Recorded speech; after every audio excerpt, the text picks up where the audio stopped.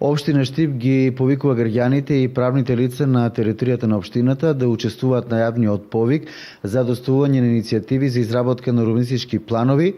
Повикот кој го патува градоначалникот на Штип како дел од оваа иницијатива се спроведува веќе втора година поред.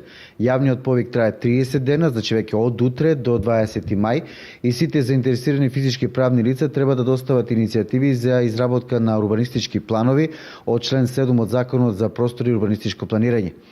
Предмет на иницијативата може да биде донесување на нов урбанистички план или изменување и дополнување на просторни урбанистички планови или урбанистичка планска документација со конкретен предлог од подносителот на самата иницијатива. Таа треба да биде доставена во писмена форма преку архивата на секторот за урбанизам и заштита на животната средина на општина Штип или пак во електронска форма.